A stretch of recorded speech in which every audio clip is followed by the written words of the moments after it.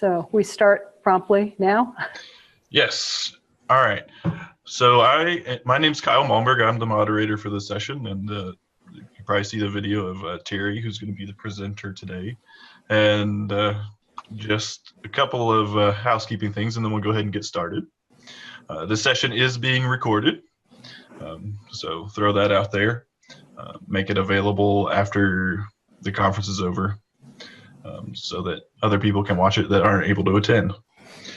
This session is on Toolbox, on iLearn, the hybrid classroom, and Terry, who has experience. She's an adjunct instructor at Marist College. We got her MFA in media design at Full Sail University. And just as a note, if other participants could keep themselves muted unless they want to raise a question, just to keep the line clear for Terry as she's speaking.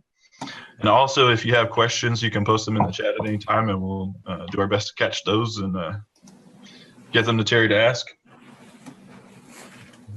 Terry comes from a design background as an art director, creative director, illustrator, and cartoonist, artist, and wordsmith. She has worked in advertising, game development, printing, and publishing from New England to New York City. Technology is second nature, so iLearn has become a playground for creativity, and she's going to share some of her insights with us today. Take it away, Terry. Hello, welcome. Nice to be here. This is going to be a lot of fun. I'm currently broadcasting from my classroom while my students are there staring at me. I put it on the display so they can watch, except they have to watch the backwards view because that means I switched it for their cameras. So anyway, I teach Toolbox. Toolbox is a class that's basically teaching Adobe Photoshop, Illustrator, InDesign, and Adobe Premiere, Illustrator. I think I said that. So all the Adobe products. And then we also teach WordPress, and we also teach Intro to Gaming. So there's a lot that has to go into this particular classroom. And so my solution has been to flip it, which means I'm basically putting all the learning on the outside of class, and they come in so that they can work on projects. And as you can see by this illustration, there's a lot going on that we go through. So we teach like all of these programs, and there's a lot to get done in a semester, so you don't really have the time to just lecture and tell people things. The projects basically fill up the classroom, and I do have a lot of projects because in order to learn this, you got to do it. So I like to reverse the traditional classroom, and this is some of my cartoon work. Pays to be a cartoonist. You can add to your PowerPoints. And what happens is all the instructional material goes outside of class. Your traditional homework activities are in class, which is kind of important, especially for Toolbox, because these guys are learning these programs and you're inevitably going to get stuck.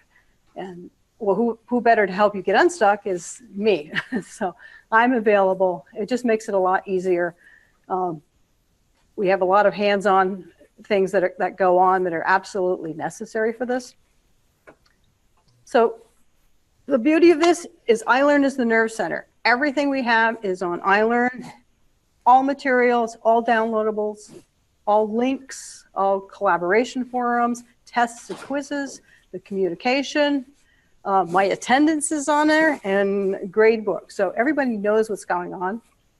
And the new thing with attendance being new this year for us for the iLearn, it's a time saver. I don't have to use this thing anymore, which gets outdated about 4 times within the first couple of weeks as students come in and out of your class and change their minds. And yeah, it's just so much easier. Very good. It's all under one roof. And we start with the syllabus. Of course, all the syllabus is broken down into components, so whatever they need. Today I had a student ask, what is the availability of the classroom? So if you look down here, I have Toolbox and MacLab availability, so they know they can access that there, and they can find exactly what they need. Office hours, everything is posted. All the due dates are sent to calendars from assignments, and the assignments have all their directions, all their materials. And the way this class is set up, they can actually do this outside of class completely. I've had a couple of students who have had illness issues where they haven't been able to come to class at all, and they were able to complete the assignments on their own by the basis of working with iLearn.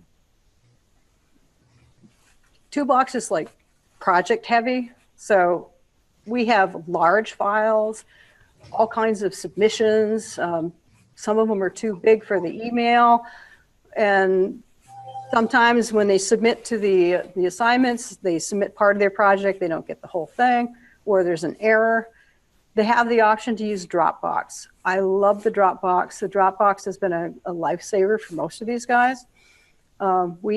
They're required to have a USB stick, but invariably they forget it. So if they're not finished with the assignment, they can actually upload it there for storage.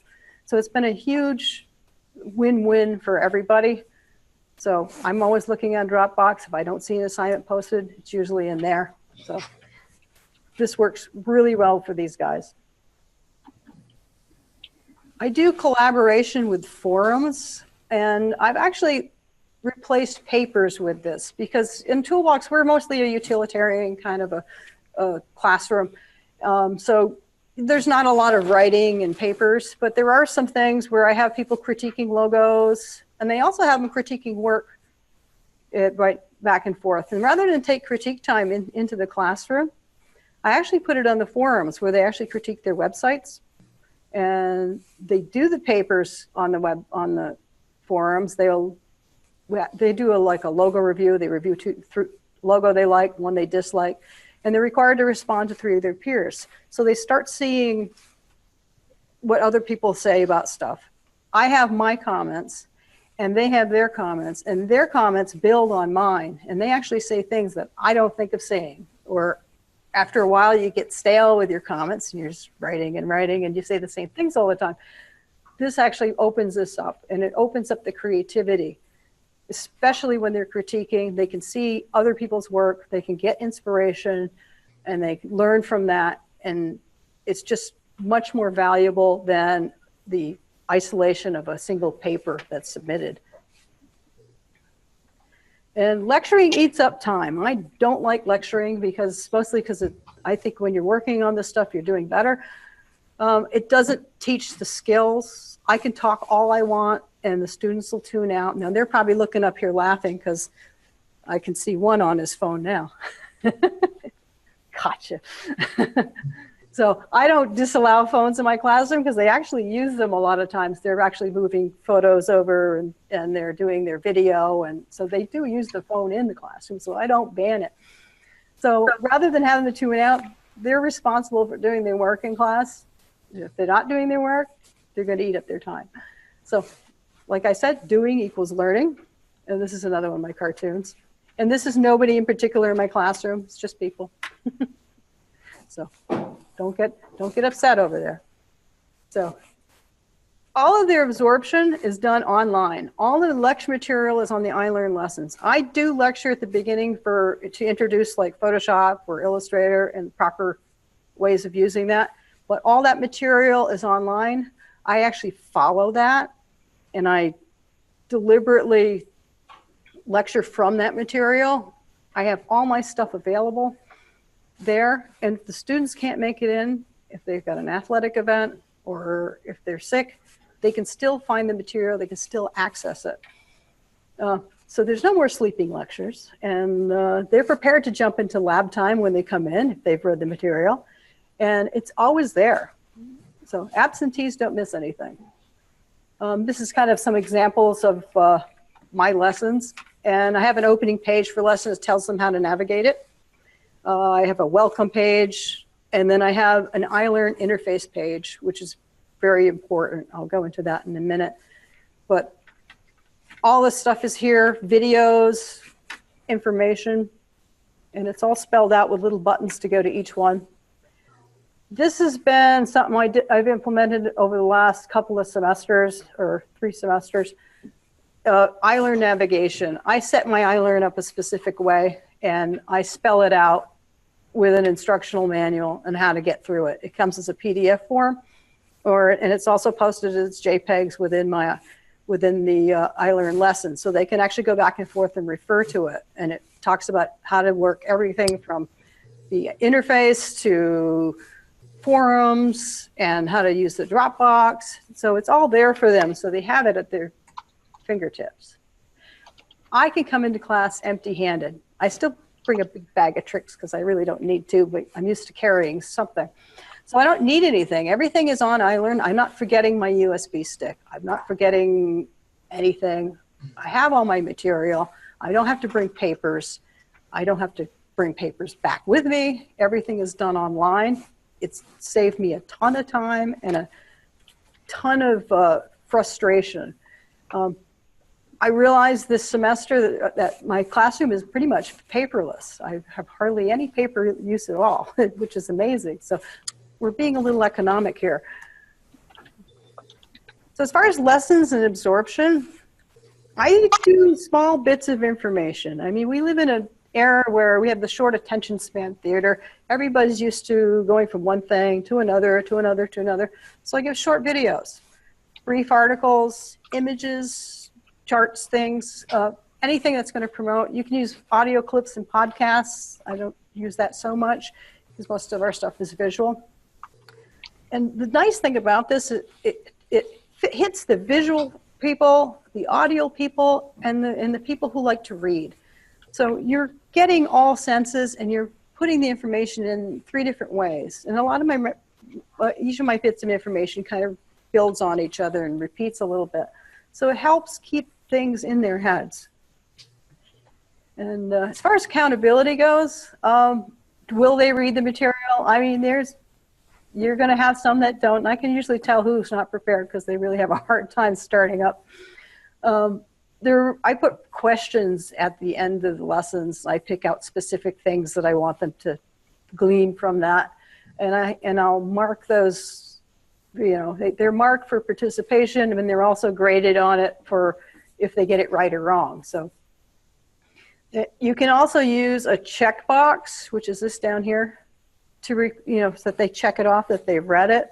I haven't used it this semester. I'm actually going to use it next semester. So there's 2 things, like behind each one, I can say, hey, did you read this? Yes.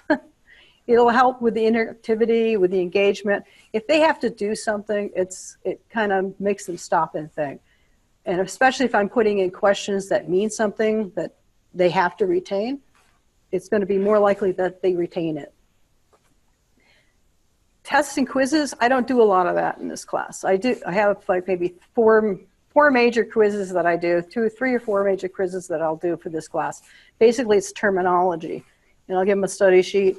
And I love the tests and quizzes online because they come in, they get online, they do it, they get 3 chances to do it, and my goal is it goes into their heads and hopefully stays there. I do have occasional students who don't test well, who like to test from a remote location. They can just go and log into a computer at that remote location that's specified and take their test. So it's all there. If it has to be run out on print, it can be run out on print. So I love that one. And Gradebook. I love Gradebook. I'm a figurer, so figuring everything out, my percentages in the beginning class is one thing. I love the fact that Gradebook calculates everything. It just takes everything in, does all the percentages. My first semester, I didn't use it, and I've been using it ever since. I just love this thing. It's just great. You can release the course grade to students so they know where they are before term ends, or you can wait to the end. The students can monitor their progress. They know what they've missed because they can see whether or not they've got the grade that they want. So it has been a lifesaver for me. We also have all of our contact online. I work with messages all the time. I rather message than email because my email fills up so much. I'd rather have the message. At least I'm going to catch that. I can also chat with them.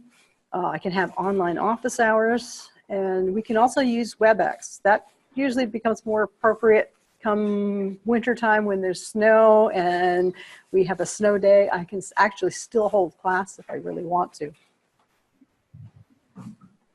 And the takeaways from the flipped classroom, this method could be integrated into the traditional classroom. I did do an intro to design class, which was more traditional lecturing. I did it pretty much the same way, so that all the lectures were online and there in front of, in front of the students. And I was able to show video and use materials within the class, show PowerPoints, because they were all online, and the students could watch them later if they wanted to refer to it. Everything is in one location. There's no moving from here to there. There's no bringing in bunches of papers and things.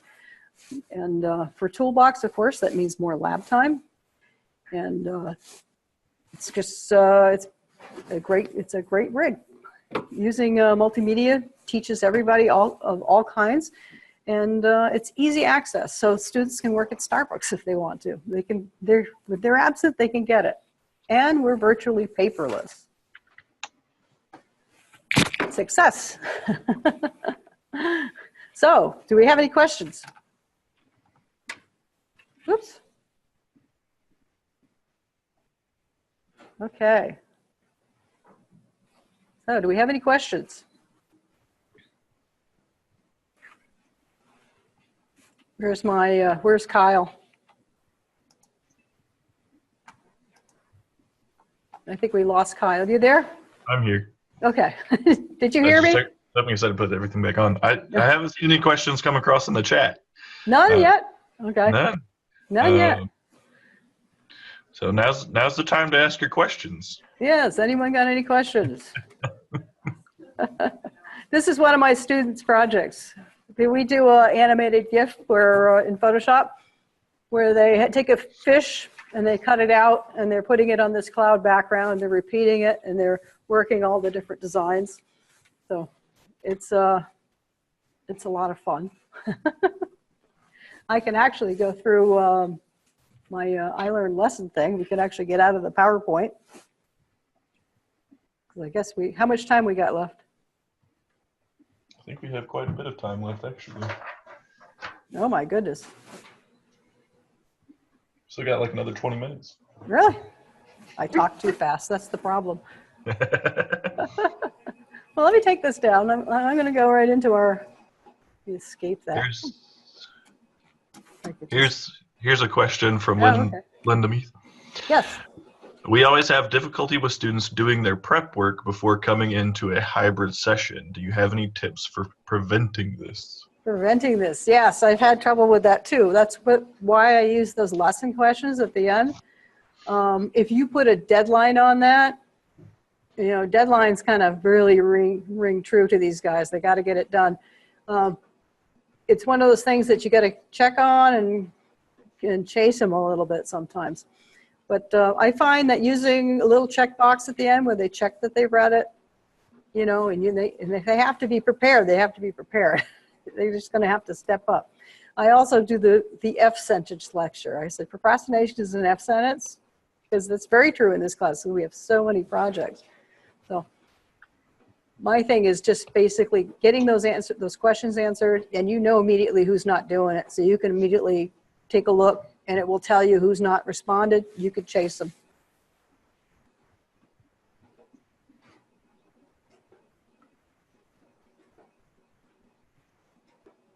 Anyone else? Put them on the spot in class, and they'll start coming better prepared, right? Yeah, that's true. Also from Linda, have you experimented with using the student pages option in lessons for students to share their work and do peer reviews?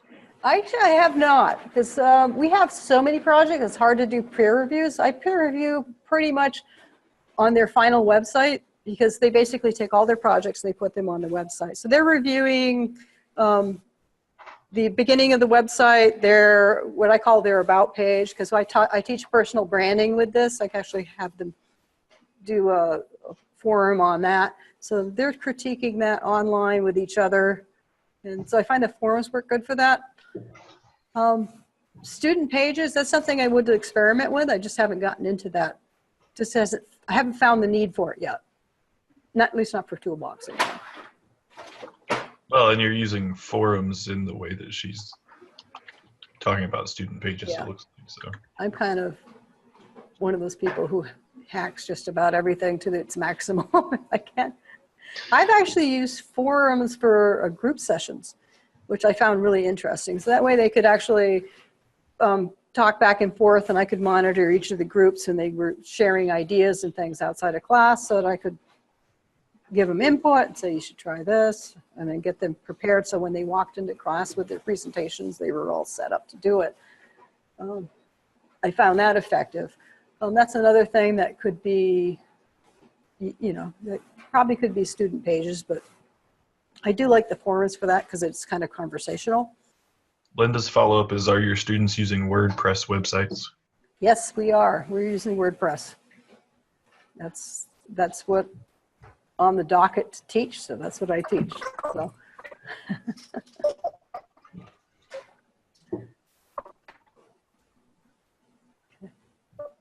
Linda says thanks. Oh, you're welcome. Yeah, WordPress used to be really difficult to put together. It's gotten so much easier now. And I actually teach them how to set up a menu with a drop down and you know, work the pages like that. And they set this up as a personal portfolio. In fact, they could use it to go get an internship over the summer if they wanted to, because all the work would be right up there. Okay. Anybody else? Questions? Just that little racket in the background. Is that me? No, I think it was somebody else. I think I was just able to mute them. Can I mute everybody?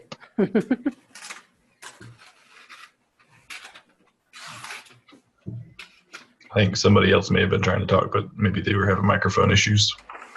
Zip out of that. I'm going to actually, I'm going to pull up my iLearn. Once I could get a little, let's escape that. I want to go into, come on, I don't want to be in that. Lessons, let me hit into lessons. Let's do intro to InDesign. This is, I like to make these things really interesting, so I work a lot with colors, like using one color for this and another for that. I'll actually mix and match typefaces to the point where it kind of becomes its own little logo. I work with the really being very careful of hierarchy, like this is more, you know, what's most important that they need to know, and work my way down. You know, as a designer, it's kind of something that's innate for me that it may or may not be for somebody else. This is a PowerPoint video that they can review for inspiration. This one talks about how magazine print and production and print, since InDesign is basically mostly about magazines and printing and newsletters and things. Lists of things where people were striking magazine covers to get them inspiration, because they are going to make their own magazine in this class. This happens to be my master's degree project. I put that up because it's a great example of a magazine, and they get to see what somebody did for like a master's degree thesis. So it kind of preps them ahead. I get a lot of freshmen, so this is all really new to them. So it's really hard for them to get into the iLearn, which is why I give the instructions at first. And I'm having a brainstorm recently that I think I'm going to send them through learning about iLearn with kind of like a treasure hunt for my next semester's class. And we'll see how that goes. That'll help them get through and figure out where they need to be. Because I find sometimes they wind up coaching a little bit on forums and trying to get people to respond and work them properly. They don't always get that. So I always give them a bunch of various videos, which I lump together. And these are some of the lesson questions. You can also do a little quiz and put a link here, which would make it a little easier than just having each of these little things, because these are kind of hard. You have to go back in to grade them. So you click on there and it'll tell you who's graded, who's answered and who hasn't and what their grade was. So that's been a big help for getting them to actually answer. You know, sometimes if you make it interesting, it helps draw them in. And I really work at being interesting. I like to put up graphics that are fun. I do a lot of work in Photoshop. This is actually done in Illustrator. Gives them an idea of what can be done. And I play with all the colors and stuff. I make this interesting. This is basically different size types, making that the largest one in the middle. So there's not much I can do in the way of making a logo on iLearn, but I come pretty close. So Linda has a couple more questions. Yes, sure. What are you using to facilitate or plan on using to facilitate or build the treasure hunt? The treasure hunt. I'm not quite sure how I'm going to do that yet. I think what I'm going to do is send them through finding stuff off an assignment, downloading it, uploading something to Dropbox. They're going to just go through a list of things that they have to do, and I'm going to give them materials, and then I'm trying to figure out what kind of reward they would get, because a lot of times if you can give a reward, that's going to make people a little bit more interested. So it'll be a journey through there, and they'll have to go through and they'll have to leave a message on the message forums, and they'll have to post on the message boards and post in the forums, and maybe join a chat, and just so that they're using every facet of iLearn, and then they can go and do a forum and have it go right to Gradebook so they can see that they've done it, and it will prompt them to go to each of the locations. It's something I thought of yesterday, so I haven't really have a definitive plan yet, but it's forming and it will all come out at once.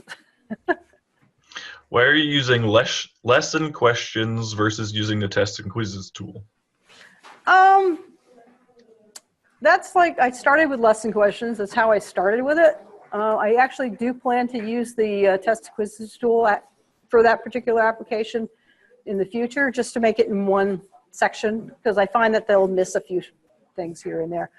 But also embedding little questions at the end of each of the elements would ensure that they've actually watched that particular one. So I also thought about doing it just that way, and having the video, question, something like that. Proximity to the actual. I play with this stuff all the time. Every semester this is different, because I'm trying to find the best way of doing things. So it's always a work in progress. I don't think you ever get it right. I just think you wind up experimenting, and it also works, depends on the students. Some students are really great at this stuff, other students are not. So you kind of have to keep it so it's simplified enough that they can get through it. If they're not going to be really computer savvy, you have to coach them a little bit. Can you, this is a question from Frank, can you define the term iLearn and what reference you're using it in? iLearn is basically Sakai. That's what I was thinking. It was. Yeah, we call it iLearn here. I'm familiar with it that way, so I call it iLearn. That's Maris. That's what we call it over here. It's just Maris branding of Sakai. That's what. Yeah, that was my guess. And Apple hasn't found out about it yet, apparently. I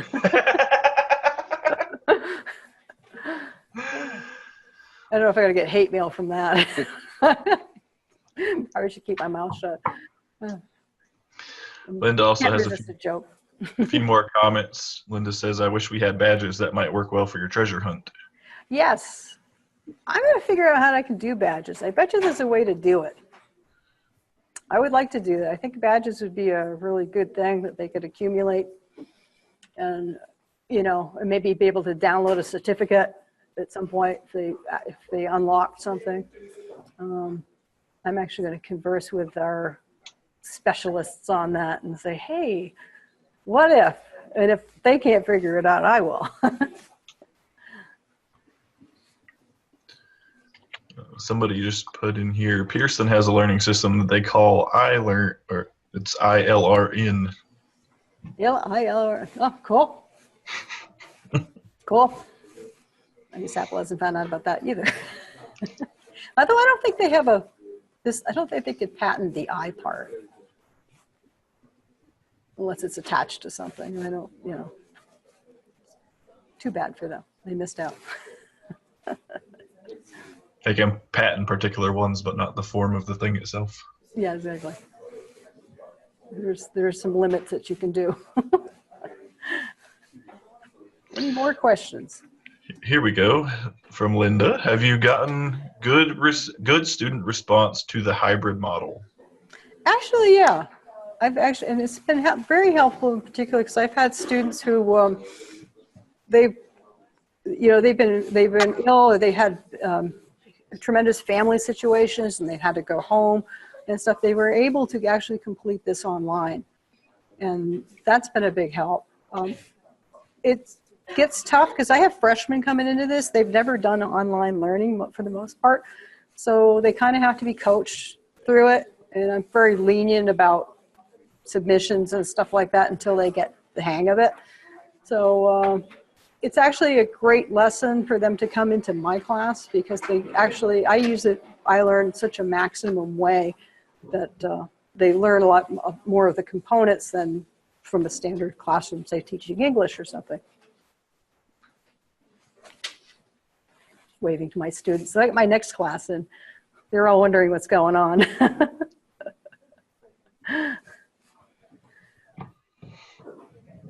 Should have this loud so they can hear it.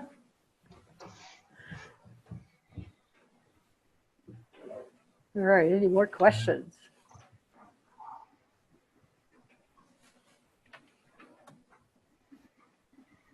All right. This has been an issue of making people go to the next page. So you notice I highlight it in yellow. Hey, you get the spinny things. I like the spinny things. Anytime I can add interest to something, I do it. I do it. Typography, and I'm using different fonts. It's so important to actually make your stuff interesting. And I break it up with the color in the background. And you can make it elegant and simple, or you can go hog wild. These are some of my own videos. More questions, profiles and logo design. Here's a question from Frank. Yes. We keep certain tools hidden. It seems that you do not do that. Is there a reason why? I do hide. I hide Panapto. I don't and I haven't really put much use to it, but I could hide stuff. I just haven't bothered. There's not much they can do in it anyway, so I just leave it up there. That's where I'm sloppy. I'm more worried about my content than anything else, I guess.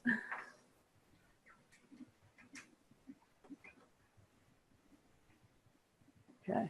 Are you using Panopto to create your videos? Actually, I am not, but I could. I tend to use my computer at home, and I'm used to working with the stuff there. And I'm using Adobe Premiere to put things together, so which something we use in class. So if I'm doing videos, that's usually how I'm working. I have experimented with Panopto, and I probably could make use of it at some point. Right now, my computer at home is pretty well maxed out with video and everything else. I have to actually empty it out. It needs a garage sale.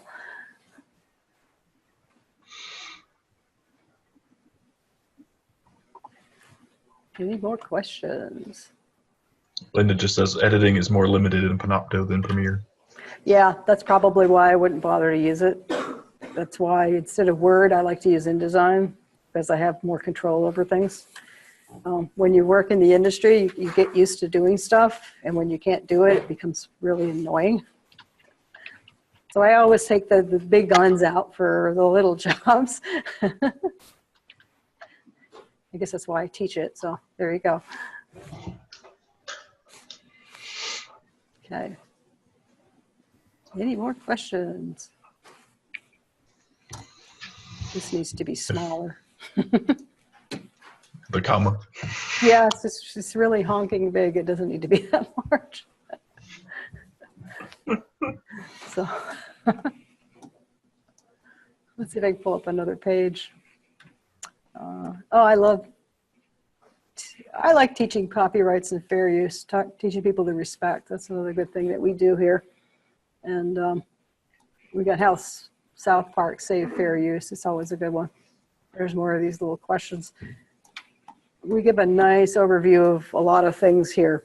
And it's just, I think I like to cover a lot of important things.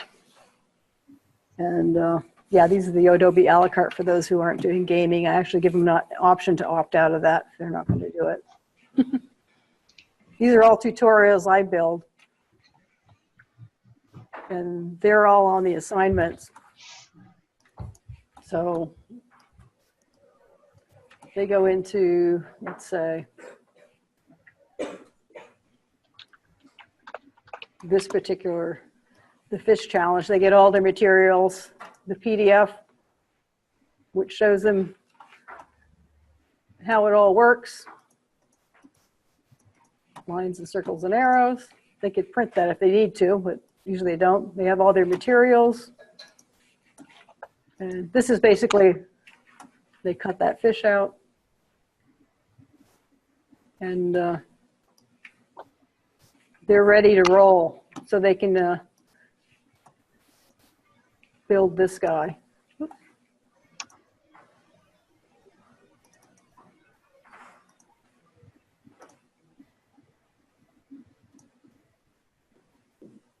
And here he is. And that's the final product on that one. There you go. One of my students, I think she's in this class.